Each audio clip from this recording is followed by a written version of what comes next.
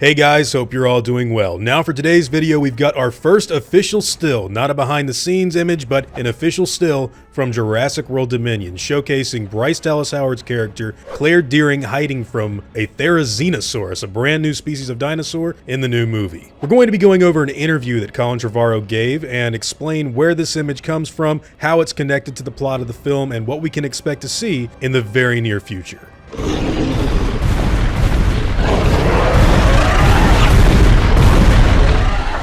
So this came out of nowhere, but in this image we can actually see Claire Dearing hiding underneath what appears to be some sort of swamp or bog, and behind her are the giant legs of a very menacing looking dinosaur, and if you actually look in front of the legs, you can see those now famous Therizinosaur claws drooping in front of the animal as well. For those of you who don't know what a Therizinosaurus is, it's basically the Wolverine of dinosaurs. The thing had gigantic claws that could slash out and presumably help it eating plants and vegetation, but it probably could have been used to defend itself against predators as well. This thing was huge, it lived during the Cretaceous period, and it looks like it's going to exist in some sort of redwoods forest style enclosure or location in the new movie. Honestly, this looks a lot like imagery from the Lost World Jurassic Park, only brought into 2021 or 2022, which is getting me really excited. But before we go any further, we need to go over Colin Trevorrow's statements that came alongside this image. Bryce Dallas Howard is in deep trouble in this world-first exclusive image from Jurassic World Dominion. Director Colin Trevorrow tells Total Film the sequel is so different from anything I've ever seen before. Jurassic World Dominion recently unleashed a 5-minute prologue to give a taste of what has happened since the last film, Jurassic World Fallen Kingdom, when dinosaurs and their DNA got out into the wild. For those of you who are unaware, the original first 5 minutes of the movie actually got turned into something of its own short film that can be found on YouTube right now. It's going under the title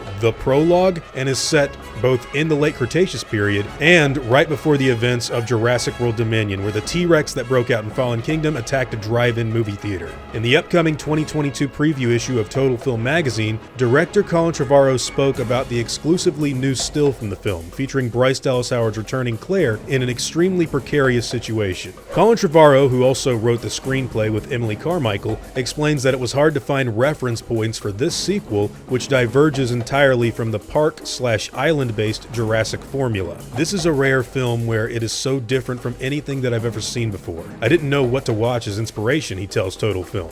Honestly, we watched a lot of nature documentaries. I watched a lot of Planet Earth. The movie does rely on the animals acting and reacting in ways that feel natural, which of course we got a taste of during the Cretaceous prologue scene that I mentioned earlier. Now when it comes down to the original Jurassic Park cast, Sam Neill, Laura Dern, Jeff Goldblum, and everyone else are going to be crossing over with Chris Pratt and Bryce Dallas Howard, which Trevorrow promises something unique about. Laura, Sam, and Jeff have as much screen time in the new film as Bryce and Chris do, Trevorrow explains. They're not together the entire time, but we're following both of their stories equally, and you have a sense that they're going to collide at a certain point. There's this tension. It's not structured necessarily in a way that we're used to seeing our Hollywood movies structured, but it works. Jurassic World Dominion opens in cinemas on June 10th of 2022. For more from Trevorrow on the film, you're going to have to pick up a copy of the new issue of Total Film. It's got a picture of The Rock as Black Adam on the cover, and it's going to be hitting stands on Thursday, the 9th of December. Now, what I find to be the most interesting little bit of information about this is that this looks very dangerous. I guess she's hiding from this animal. She brought her head up, or maybe she's hiding from something else. Actually, you know what I'm getting the vibe of here? I'm actually a big fan of Peter Jackson's King Kong from 2005, and if you remember that movie where the character of Anne was hiding from creatures in the jungle and she kind of bumped into the T-Rex, or V-Rex is what they actually are, while she was hiding from these big iguana things, that's kind of the similar vibe I'm getting. We don't have anything in motion, but I am seeing a lot of cool stuff right here with Claire hiding behind our first look at the Therizinosaurus, which we've gotten information on is going to be in this movie, but not much else on anything of like what to expect from it just yet. It looks like, and I'm just inferring here, that it's going to be in something of an antagonistic role for at least this scene, but man, I gotta tell you, the imagery right here of the redwood forest, someone in danger hiding in their environments, you know, humans being taken out of their earthly dominion, and hey, that was pretty cool, but thrown into some sort of dinosaur environment. That's what I come to Jurassic Park sequels for, and it looks like this is going to be really, really interesting.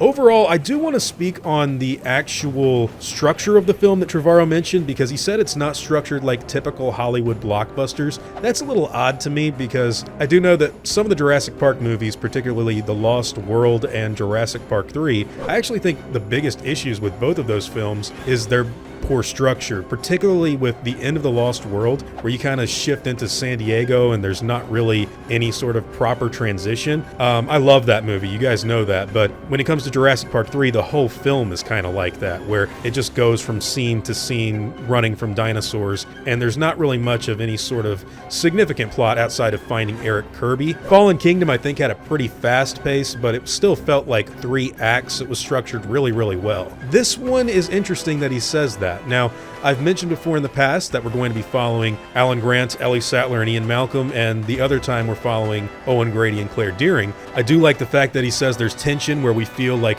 eventually these two stories are going to collide and overlap, because, oh, it's so cool. It's like we're getting this is like the ultimate Jurassic Park sequel, especially with this imagery, man. I can tell you as a fan of the Lost World Jurassic Park, and I know that movie gets a lot of hate, but this is exactly the kind of stuff I want to see from that sort of tone. Now, we don't know what Dominion's going to ultimately be like in the end, but I'm very happy with this image and wanted to ask you guys what you think about it. And also, what are your thoughts on The Lost World? Some people don't like it, some people love it like myself.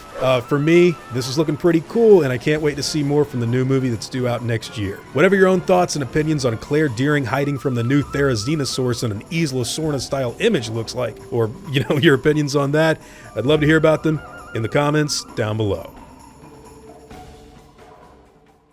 Now, before I go, I'd like to thank all of my game wardens, as well as all of my InGen executives. I'd also like to thank all of my park workers and InGen hunters as well. Guys, it really means the world to me that you all continue to support what I do, and I never want you to ever forget that. Now, I'd like to thank you all for watching today's video and hope that you all enjoyed the content. If you feel like I deserve it, I'd appreciate the like and hope that you'll consider subscribing if you're interested in hearing from me again. I'll see you all in the next video, guys, and as always, take it easy.